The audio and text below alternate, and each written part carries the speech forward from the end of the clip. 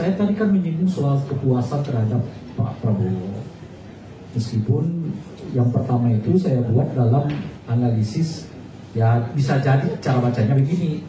Jadi kalau tingkat kepuasan terhadap Pak Jokowi itu kepada Pak Prabowo itu disebabkan tingkat kepuasan kepada Pak Jokowi yang sebelumnya, maka kenaikan 1% itu, maka itulah sebetulnya kepuasan kepada Pak Prabowo.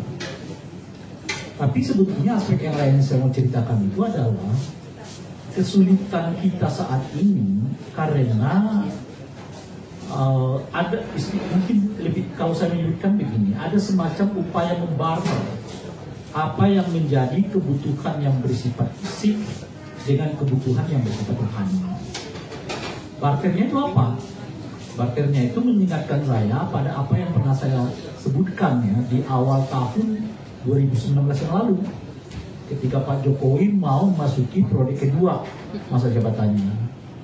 Saya kira itu masih bisa di Google ya. Saya mengatakan Pak Jokowi ini kurang lebih sama dengan Pak Soeharto. Jadi kalau disebutkan tadi kita terhipnotis, saya enggak. Sejak 2019 saya sudah mengatakan Pak Jokowi ini kurang lebih sama model kepemimpinannya dengan Pak Harto. Apa itu? Pertama, melihat pembangunan itu dari hal yang bersifat fisik. Jadi ada jembatan, ada bus, ya, ada ini macam-macam, maka seolah-olah adalah pembangunan. Nah yang kedua, demi mengejar pembangunan itu ciptakan stabilitas politik. Kalau dulu Pak Harto menciptakan stabilitas politiknya itu melalui kekuatan militer, sekarang dia merangkum semuanya. Maka masuklah PAN, masuklah kemudian Pak Prabowo ke dalam kekuasaan. Nah itu cara beliau untuk merangkum. Dan saat yang bersamaan, tanda kutip memberdayakan polisi, mengganti peran yang pernah dilakukan oleh TNI di masa Pak Harto. Maka polisi yang kritis dikit-dikit dilaporkan dipanggil, dikit-dikit dilaporkan dipanggil. Kebetulan ketemu dengan polisi yang platformnya sama, namanya Sigit gitu loh. Ini ketemu tuh, platformnya sama, kan? Nah, frekuensinya sama gitu ya. Nah itu model yang ketiga. Nah yang keempat adalah tujuan yang penting, cara nggak terlalu penting. Nah demi tujuan itu lupakan cara. Maka karena menginginkan pertumbuhan yang kuat, ya pembangunan yang kuat, macam-macam itu, ya Pak Jokowi membuat undang-undang dengan mendaprak banyak sekali aturan. Undang-undang Omnibus Law misalnya kan, dibuat dalam 6 bulan, yang kemudian dinyatakan di Mahkamah Konstitusi cacat proses, gitu loh. Dan ini bukan Omnibus Law aja kan, Undang-Undang Minerba, revisi Undang-Undang Mahkamah Konstitusi, revisi Undang-Undang KPK, dan sebagainya. Karena cara berpikir Pak Jokowi itu cara nggak boleh menghalangi tujuan. Jadi kalau caranya menghalangi tujuan, ya caranya yang dirubah bukan tujuannya, kira-kira gitu. Nah, salah satunya kan kelihatan kepada anaknya. Tujuannya anak saya ini harus jadi wakil presiden. Tapi kehalang cara. Karena caranya disebut minimal usia 40 tahun. Jadi bukan anaknya yang dikatakan tunggu dulu deh sampai kamu 40 tahun. Bukan itu. Aturannya yang diubah, kata dia. Terjadilah tragedi putusan Mahkamah Konstitusi. Yaitu 40 tahun tetap selama yang bersangkutan tidak pernah atau belum pernah menjabat di jabatan eksekutif. Kalau udah pernah, maka tidak berlaku usia 40 tahun itu seperti yang sekarang. Pun juga Mahkamah Agung kan. Mahkamah Agung mengatakan dihitung usia 30 tahun itu sejak yang bersangkutan didaftarkan. Ini anak, kalau ia didaftarkan belum 30 tahun ya. Tapi kalau nanti dilatih sudah 30 tahun. Langsung dibawa ke MA. Lagi-lagi ya filosofinya tujuan mengalahkan cara. Bukan cara yang membawa ke tujuan, bukan. Nah karena kalau kita hitungnya di pendaftaran, si anak nggak bisa masuk. Oleh karena itu kita ubah aturannya. Hitungnya di pelantikan. Kalau hitungnya di pelantikan, anak bisa masuk. Sebab begitu nanti dilantik, usianya sudah 30 tahun. Nah itu dia. Itu ciri dari yang saya sebut Pak Jokowi ini 11-12 dengan gaya Pak Harto. Tapi dia lebih kejam. Nah, oleh karena itulah kemudian yang saya sebut tadi, faktor yang keenam. Pembangunan itu, cara Pak Harto melihatnya fisik itu, maka dia melakukan merupakan pembangunan yang struktural, seperti dilakukan oleh Pak Harto. Pak Harto nggak peduli demokrasi, nggak peduli hak asasi manusia, nggak peduli pluralisme, nggak peduli toleransi, nggak peduli beliau tuh. Persis seperti Pak Jokowi, nggak peduli pemberantasan korupsi, boleh korupsi selama tunduk dan patuh padanya. Kurang lebih itu juga yang dilakukan Pak Jokowi.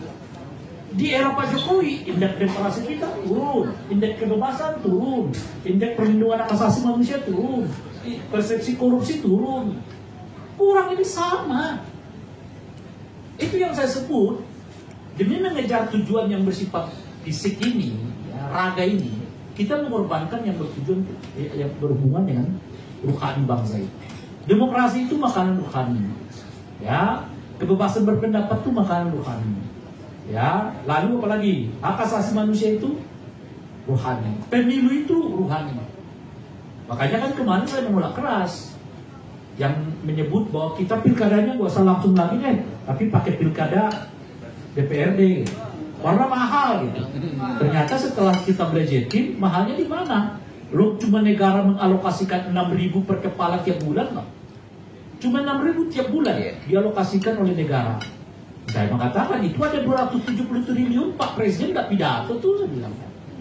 Itu mengatakan kok baru setelah itu ternyata 2 hari setelah itu beliau pidato. Ya kan, nanya jaksa itu banding nggak? Banding Pak, oke. Sebab saat ini ada orang yang nuduh saya kok nggak bersikap 270 triliun kata beliau. Nah itu yang sebut, padahal pemilu itu ruhani bangsa. Gitu. Nah oleh karena itulah, ya, karena Pak Jokowi ini kurang lebih sama dengan Pak Pak Soeharto, maka mimpinya juga ingin berkuasa terus menerus. Lebih serakah, Pak. Empuk kursi itu, Pak. 2 nggak cukup, minta 3. 3 ditolak orang, ya jangan 3 lah, kelanjutan aja kata dia, ya kan. Nah dilanjutkan minimal 3 tahun. Jadi kalau kita pilkada 2024 dilanjut 3 tahun, mungkin pemilunya pilpresnya 2027. Untung kita punya ibu yang tegar berdiri, namanya Megawati Soekarno Putri. Nggak bisa begitu caranya Mulyono. Nah, kalau Ibu Mega mau mengejar kekuasaan, dia cukup mengatakan saya setuju dengan Mulyono, kita berkuasa 5 tahun lagi, selesai bangsa ini, tamat reformasi. Kalau Ibu Mega mengejar kekuasaan, dia cukup mengatakan, oke, saya setuju ditambah 3 tahun lagi, toh saya tetap berkuasa, selesai reformasi. Betul. Mereka tetap berkuasa. Tapi Ibu Mega bagian dari perjuangan reformasi yang mendapatkan seluruh kekuatan dan potensi dirinya demi mengejar reformasi, dan nggak mungkin gara-gara Mulyono reformasi yang diperjuangkan oleh Ibu Mega puluhan tahun itu dikorbankan oleh Ibu Mega. Nggak mungkin. Oleh karena itu kita pisah Mulyono, cari jalan saya di sini. Mulyono cawe-cawe katanya di Pilpres kemarin, di Pileg kemarin, secawe-cawenya Mulyono, PDI Perjuangan tetap nomor 1 sebagai pemenang. Nah itu untung kita tuh. Kalau nggak kelelep, semua partai udah setuju kok. Masih ingat 3 ketua partai politik keluar dari istana, lalu tiba-tiba setuju perpanjangan masa jabatan presiden. Kecuali PDIP. Masih ingat kan? Ya. Ada namanya Erlangga Hartarto, ada namanya Zulkifli Hasan, ada namanya bukan Bahlil, tetapi Muhaimin Iskandar. Setuju perpanjangan masa jabatan, ditolak, muncullah namanya Bahlil. Ekonomi ini gonjang-ganjing, ya kan? Pengusaha pinginnya ada stabilitas politik. Oleh karena itu, ya sebaiknya 3 periode presiden kita ini. Lalu datang pula satu orang, ya kan, temannya Bung Edwin bermarga Panjaitan. Menurut database saya, kata dia, ya kan, 80%. menghendaki perpanjangan masa jabatan 3 periode. Ditantang oleh masyarakat, mana datanya? Data saya, katanya, ya mana? Supaya kita belajarin bersama-sama. Hingga hari ini data itu nggak pernah diungkapkan. Gitu. Itu lalu kawan kita ini namanya Mulyono pura-pura nggak tahu. Wah, bukan saya itu. Nah, para terhipnotis, tuh. Terhipnotis. Bahwa seolah-olah bukan Mulyono di belakang semua skenario itu. Siapa yang menggerakkan menteri-menteri ini untuk 3 periode kalau bukan Mulyono. di mana menteri-menteri ini berapat mengatakan kita 3 periode aja, nggak usah Pak Jokowi tahu, yang penting Pak Jokowi hasilnya tahu. Kalau Pak Jokowi tidak setuju, dia berdiri seperti Ibu Mega. Betul. Benar nggak? Ibu Mega tegas berdiri, saya nggak setuju Jokowi. Anda ini adalah apa namanya itu? Petugas partai. Ya. Itu kata penting petugas partai itu di situ. Anda ini hanya petugas partai. Jangan minta yang macam-macam, melukai demokrasi, melukai konstitusi, melukai bangsa dan negara kita ini. Mantap. Kalau Mulyono betul-betul nggak tahu perilaku, tujuan, keinginan, hasrat dari para pembantunya, dia mesti mengatakan, saya nggak setuju Anda melakukan itu. Bahlil, kalau Anda masih teriak-teriak 3 periode, saya berhentikan kau jadi menteri. Kan begitu? Anda ini pembantu saya loh. Seperti dia pembantu, petugasnya PDI Perjuangan. Bung LBP, jangan ngomong lagi soal data 3 periode. Kalau saya nggak setuju, karena saya nggak setuju dengan kalau betul-betul Pak Jokowi nggak setuju dengan 3 periode. Tapi Jokowi berlindung di belakang kata demokrasi. Ya demokrasi itu ya bebas. Menteri saya ngomong ngawur ya bebas. Kalau menterinya ngomong ngawur nggak ditegur, tapi kalau Edwin dan Ubedillah ngomong mengkritik dipanggil polisi. Dikeluarkan sekarang. Karena belum dipanggil oleh polisi, dicabut jabatannya. Kok bisa ya? Kaget aku kau. Keluar kaget aku. Jadi Padahal hukum berdemokrasi itu, jadi pimpinan kita aja Pak. pejabat negara yang Jalanan. ngawur Betul. itu bisa dipidana. Iya. Betul. Ya, jadi kalau ada pejabat negara bicara ngawur itu bisa dipidana. Iya. Itulah bedanya dengan rakyat. Iya. Rakyat bicara ngawur nggak bisa dipidana. Kenapa? Karena mereka nggak punya apa-apa. Iya. Tapi kalau pejabat negara ngawur bisa dipidana. Dia punya data, dia punya kekuasaan, dia punya alat, dia punya pengetahuan, punya macam-macam. Ngawur, pidana. Kalau kita yang ngawur, nggak ada hukum yang bisa dipidanakan. Paling disebut orang tukang hoax. Itu hukum sosial, bukan hukum pejabat negara. Nah ini yang kita sebut tadi itu, yang saya sebut itu persis ya. Pak Jokowi itu 11-12 dengan cara apa namanya? Pak. Nah untuk terus menaikkan dan melambungkan namanya, dipeliharalah ya program-program populisme itu. Ya, kesehatan lah, sekolah lah, bansos lah, macam-macam dan sebagainya, untuk tetap memelihara tingkat kepuasan itu. Ini yang saya mau katakan kepada Pak Prabowo. Pak Prabowo, kalau Anda ingin mengejar tingkat kepuasan masyarakat, ya pakai caranya Mulyono dengan sebanyak-banyaknya menggelontorkan program-program populisme. Persoalannya adalah sampai di mana ketahanan uang negara kita. Iya, betul. Sekarang untuk makan siang gratis saja kita udah kesulitan. Ada anggota DPD yang meminta zakat dialihkan saja untuk MPG dan tadi akan dikritik, lalu dia mengatakan urunan saja masyarakat ini untuk membiayai MPG itu. Saya bilang, ditanya kawan-kawan media kan, gimana itu kata pendapatnya ketua DPD itu? Saya bilang, kalau MBG itu dari uang rakyat, dari uang urunan rakyat, namanya bukan lagi MBG, tapi MBU. Apa itu? Makan bergizi urunan. Mantap. Benar ya? Udah duit kita. MBO. Kita lagi MBG namanya. Tapi ya uang makan bergizi patungan. MBP, ya kan bukan MBU. Sekarang kesulitan. Jadi kalau Pak Prabowo mau mengejar tingkat kepuasan 80% itu betul, dia kelontorkan saja. Ini kan ada janjinya nih, rumah 3 juta gratis. Katanya. Ternyata tidak. Nggak kebayang sama saya. MBG aja nggak ada duitnya kok 3 juta. Iya. Nunggu duitnya Wiswis. Hah? Tapi kebayang. Gratis. Dulu ada gubernur yang mengatakan rumah DP 0%. Dia dikritik banyak orang, nggak masuk akal.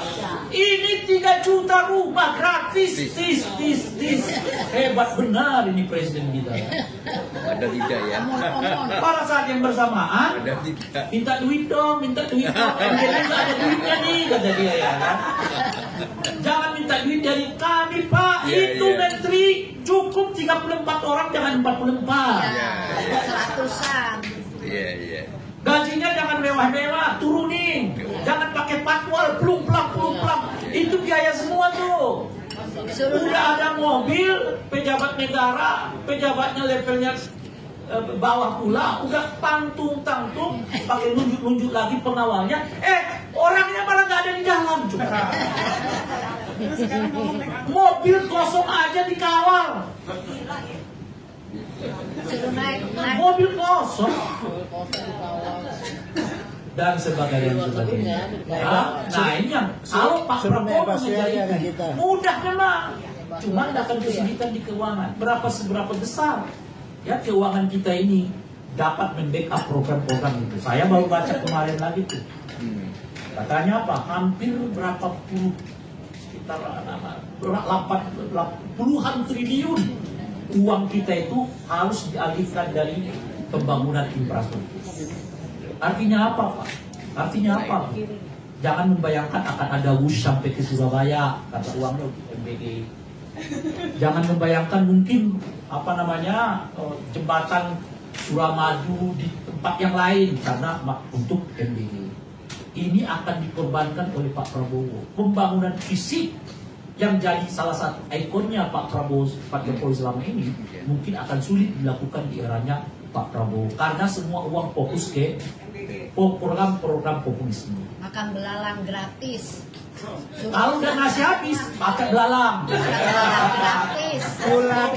Dan sebagainya. Nah ini, oleh karena itu kita ajak Pak Prabowo berpikir dengan cara berpikir yang berbeda dengan cara berpikirnya orang-orang yang mengelilingi Pak Prabowo, yang kebetulan orang-orang ini juga orang-orangnya Pak Jokowi dulu.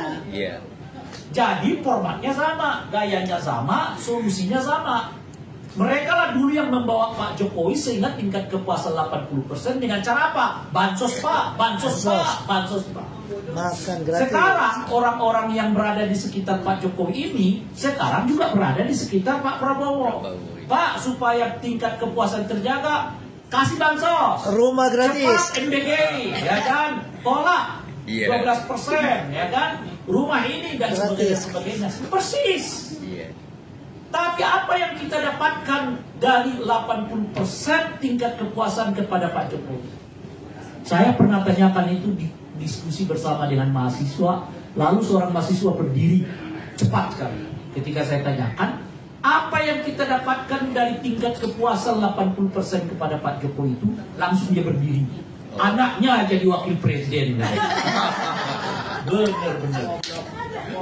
Anda terhipnotis itu tadi. Oh gitu ya. Karena perutnya dikenyangkan, ya kan, gratis lagi macam-macam. Macam-macam lagi. Itu perut yang kenyang itu dihipnotis oleh Jokowi dengan mendorong anaknya jadi wakil presiden.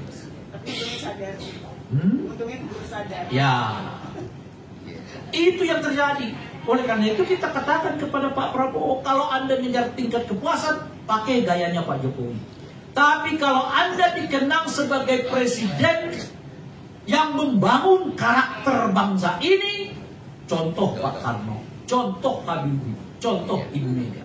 Iya. Pak Karno dikenal sebagai proklamator, Contoh Gus Dur. ya kan? Ibu Mega dikenal sebagai orang yang membangun dasar-dasar demokrasi. Pak Habibie dikenal sebagai orang yang di eranya tidak ada tahanan politik. Toleransi dibuat, pemilu paling hebat dalam sejarah reformasi terjadi di eranya Pak Habibie. Itu warisan mereka kepada bangsa ini. Tiba di zamannya Pak Jokowi, apa warisannya? Bansos. IKN yang banjir. Oh, nggak ditangkap ya? Banjir nggak ditangkap ya? Betul, rakyat disiram bansos. Bansos. Kalau Pak Prabowo mau dikenang dengan cara yang kayak begitu, silahkan. Kita sudah ingatkan dari sekarang. Pak Prabowo yang penting sekarang sesuai dengan semangat dari pembentukan Republik kita. Seperti kita nyanyikan tadi dalam lagu Indonesia Raya. Bangun jiwanya, bangun raganya.